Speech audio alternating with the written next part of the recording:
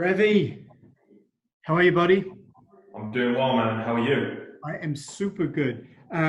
So I am here with Ravi Sharma, who's based in Denver, Colorado, originally from London, and I'm happy that I get to spend the chance with Ravi because Ravi deserves this shout out. He is who I think is the most connected person out there in the industry, particularly in the US. He organizes by far and away the best parties, and I don't know if you'll get in trouble for this from your people you work with, but I can't take credit for that, man. I'm you sorry. I absolutely can. can't. Ravi's the sort of guy that when you go to a conference and you check into your hotel, there's like margarita mixes and all sorts waiting for you in your room with VIP tickets to the best parties around town. But you really are a connector, Ravi. Ravi, who are you currently working for, pal? So I'm currently working for Inspire 360 as the Yeah. VP of Partnerships. And what do they do? What does Inspire 360 do, pal? So Inspire 360 is the learning platform for the health and fitness industry. So we Yeah. power the education for Exos, TRX, Gary Gray, Mike Boyle, all of the big brands that you've heard of in the industry. We power their education, and it's an interesting time as well. I don't want to go into work too much, but you know, we're in this place right now where no one can do live events, right? That entire business has been eliminated, and we're helping a lot of clients right now transition and get them to go online and really help them with the business so they can make money. So right at the moment, Ravi, you're saying that. So right at the moment, you're saying that you're helping a lot of these big clients, and clients being big, educational equipment companies, rock star instructors, to push their education online. Yeah, push their education online, and then also potentially use it as a way for them to educate their audience, or use it as a way for them to make money. Like for instance, I'll give you an example because I think we should be talking about examples. Yeah. Is Mike Boyle didn't have an online business, right? And he filmed his live event. He uses our system to distribute it. He's got his education on Inspire, and he had a really good month in the month of April of selling that education, because whilst everyone is at home right now, people still want to improve themselves, right? Yeah. They still want to better themselves, and what better way to do it than to buy education, right? Yeah. Whether it's from us or whether it's from someone else. I mean, use this time to refine your skill set and get better. So when you do go back, you're rejuvenated, and you're not like tarnished where you feel like, oh my God, this is a drag again. So I'm excited to see that happen. And do you guys, do they have to be a big company or a rock star? It can be any website that teaches parents how to put their kids to sleep, and she's developed a whole curriculum around it. So anyone that really has good content, we want to work with. I mean, that's the goal for us. So whether you're a big like a TRX or an Exos, or whether you're small and you've just developed your own education, right? Like Yeah. Scott and Haley are perfect. They have developed their own education. It's super unique, and they have a way to distribute that into the industry the same way all of the big online education companies do. So that's a good way for them to scale. Ravi, this was meant to be about you, but at the end of the day, this is just an example of how you operate. You are always plugging other people or your company, which just sort of makes me laugh. That's just what you do. You're a networker through and through. So I love that. Ravi, you've been in the industry for how long? I've been in the industry since 2003. So a long time. A long time, despite these old looks, I'm still a fairly young guy, So 2003, you were based in the UK, and I know you worked with FitPro for a very long time in the UK, before coming over to the US. But we were just talking about this role before at a club company called Fitness First, which was a massive club company in the late 90s, early 2000s in the UK. I had a small stint with them as well. Tell me about the role that you had there with them, because I thought this was interesting. Yeah, so at the time, I think I was 17 years old. I was loving boxing, so I had a really good boxing career then. And I was using Fitness First, and they asked me, I knew the GM, he was like, hey, do you want to work for us? And I'm like, he's like, you'll get a free membership. And I said, yeah, done deal. And I'm like, well, what do I have to do? And he said, it's called a motivator.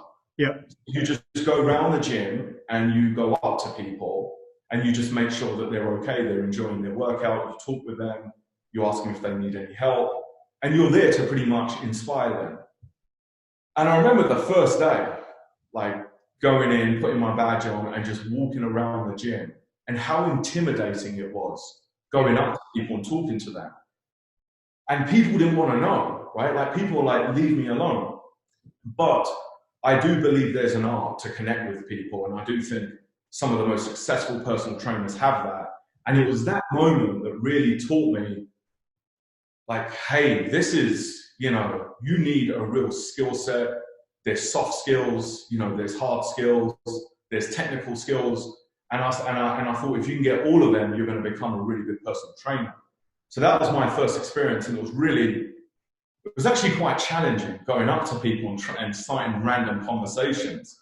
So what I used to do, I used to just go in and I would talk to a few people and then I'll just, work out myself, because it was never that busy, the hours that I picked to do it. Do you know what, Ravi, you've just raised something that I've been really interested and passionate about for a long time. It's one of the reasons I'm so fond of the PTA Global Educations and Trainings is because they dove deep into this.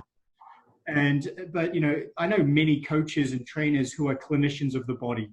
They really are clinicians of the body, but they're not very good at making human contact or, the art of coaching and behavioral change and connecting. So that means they're not that busy. Are really smart individuals. So there's something there around connecting with individuals, and I think it's the biggest thing, So what was a couple of things in your mind that stood out as to helping you connect at that time? Because you are a connector, you've just got that skill. I think to really connect, you've got to be authentic and you've got to be interested, right? But what makes me so curious in this industry is that I've been in it for a long time. Yeah.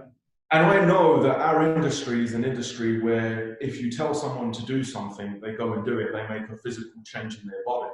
Like it's very tangible, and I love that. Yeah. So for me, I'm interested, right? Like I'm interested in everyone I work with, I'm interested in everyone I meet, and I'm naturally a curious guy. I just love to learn. And if you have that openness and you're always open and you're always willing to feel like I can learn from someone, I think it makes it easy to connect, right? I mean, you do it yourself so well at all of the events. I mean, you want to learn from people and you want to connect with them, build relationships. I mean, I'm in this industry because of the relationships I have, right? Yeah. I have a great team and I have some awesome people in the industry that I connect with that become good friends of mine. I mean, like, yourself, Rich, you're a great example. It's interesting. I just wrote some things down. Being interested in others is really important. Being naturally curious, being curious is really important. Wanting to learn, that constantly wanting to learn, and building relationships. I think Ravi, you've nailed it. And I think these are the characteristics that make a really good coach and instructor. And by the way, and a leader. And a leader. And a leader more now than ever. So Ravi, you were in the UK. When did you move to the US? I moved to the US in 2010. Yeah. And I'm still working for FitPro. Yeah. And that's how I really, started getting serious into the industry. Like when I moved, when I went out to IDEA, it was 2010 when I came out. Gotcha. And then you went to IDEA Fit. So I was working for PT on the Net, and then then I got the job with IDEA, and they wanted to start the health club platform for the education. They see there was a big gap to have an LMS and all of that stuff as well. So I pretty much spearheaded that, that project, and it was a successful product, right? The goal was to help educate more personal trainers and fitness professionals, and provide that gap that they don't get when they get their certification, right? This is a place you can go to and you can learn from the Midtown U education but Yep. also the education from all of the authors. Yep. So yeah, we sold that business in 2019, and that was acquired by NASDAQ. Yeah, it is too. I think I'm going to do, really good things with that as well. So you've always been involved in education, but personally, in regards to fitness, you're a boxer, right? You like your boxing? Yeah, so like my passion was boxing. When I got the job at Fitness First, I just won. I remember that year I won the London Championships, and it was a real big deal for me because I'm like, I was only 2 years into boxing. Yeah. And I really thought I wanted to go and pursue boxing the whole way, but I realized that it was a very, very tough sport, and I took a break, my hands got really bad. Yeah. And boxing is very, very tough and it's super demanding. And once that passion goes, right, once you don't enjoy getting up and going for the runs in the morning and it doesn't become fun anymore, I don't know, I kind of, fell out of love with it. So I was always into like trying to be in shape, being very physical, and up until now as well, I still have the same mindset. Let's get in the gym, be active, because it's always a challenge, right? Working out for me isn't easy, but I make sure that I do something every single day. And I think, and you will agree with me on this, there's a lot more rise in our industry now, right? Like there's a lot more tech coming in, Peloton, you've got the whole mindfulness field, and that's the industry that I think I'm in. It's not fitness, it's wellness, right? People want to learn how to breathe, they want to sleep better, they want to eat better, and they want to work out better. I feel like it's just such a blended environment now. I mean, you're touching on a bigger topic there that I think is really important. I think fitness is, I don't know what industry we're in. Fitness is just one segment of the wellness and wellness industry. There's sleep is a very popular topic at the moment. You've got nutrition, obviously your sports specific stuff, your postural stuff. You've got all sorts of things wrapped up. Now you've got tech and now with our virtual programming and things like Peloton, which is a media company, that dabbles in fitness. I mean, there's just so much out there, and I love it. It's super exciting, It really, really is. So Ravi, you've got a ton of energy, and you've been doing this for a long time. And the thing I love about you is you're not in the clubs working in that setting. You're really helping us in a lot of ways. You really are in so many ways. You're a connector and now really involved in education and online education. What inspires you? What drives you, buddy? Where does that come from? I just want to make a difference. Yeah. For me, like if we can do something, to improve the industry, right? Like my CEO, Peter Davis, I don't know if you've ever met him, but like he's all about changing the world through fitness. And I just think there's so much more that we could be doing, right? Like there's so much more I could be doing. There's so much more that we could be doing collectively. But I just have that like hunger, right? I think that when you lose the hunger, I feel like it gets, like you've lost that drive.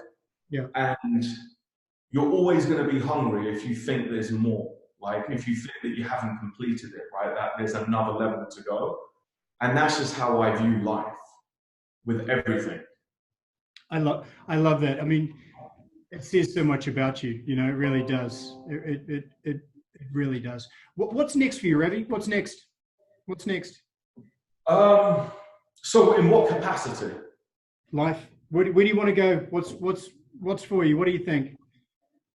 And I've been big into like meditation for a while, and I've just got into the breathing stuff. So I'm really getting into the understanding how breath work works. So that's an avenue that I not only want to explore personally, but I want to like research all of the best educators out in breath work.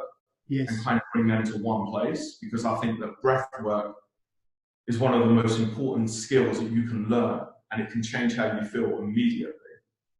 Yeah, I've been on a journey with this meditation journey for a couple of years, but really consistently since January 1 this year, every day, sometimes 2 or 3 times a day, just small periods, because it's really difficult to meditate and do breath work. It really is.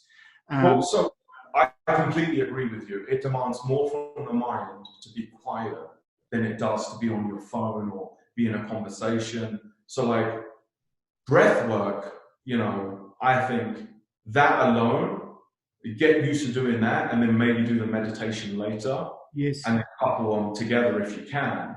But that's what I've done. I kind of separate the two and I do them at separate times. So I can really focus on the breath work. Do you feel that getting better at your breath work and being focused on your breath work is making you a better meditator? Yes, 100%. So obviously you're going through some of the stuff that I have because I think that meditation at any given time can always humble you, right? Like you might think that you had a good day of meditation, you're on top of the world, and then you go back into it again and you're like, oh man, like I've got some work to do. Yep. And that's what I love about, you know, meditation. It just brings you into the moment.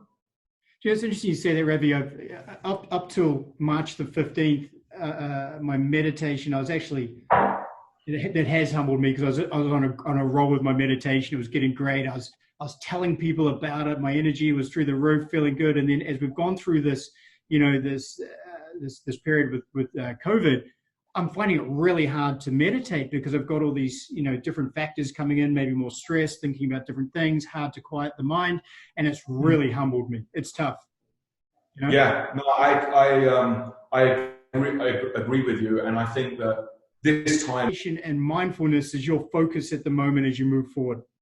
Yeah, meditation, mindfulness, and walking, and just developing good habits in this time, right?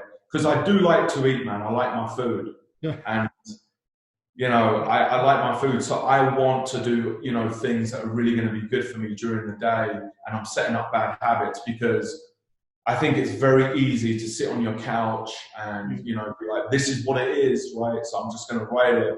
So I've used this time to actually to build really good habits, and I'm super pleased with it. Ravi, firstly, thank you for your time. You know, of course, man.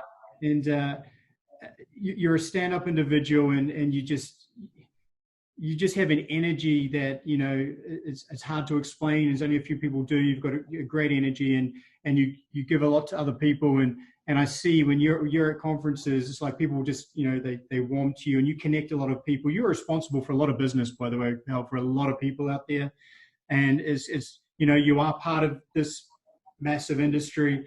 And what I love about this, it doesn't mean you have to be working, you know, as a coach, a personal trainer, instructor, or a leader within a fitness facility to be part of this industry, and you really are. And I know there's a lot of people that'll love seeing you on this video because I don't think you get a lot of the attention you deserve a lot of the time. But I really appreciate you, and thanks for jumping on it. Well, Rich, thank you. And I want to say, you know, to you, it's been a pleasure getting to know you. And I feel like, you know, your energy is also off the scale as well, and you're very positive. And I feel like you're one of the bright minds in the industry around how you think about the industry and your vision for the industry.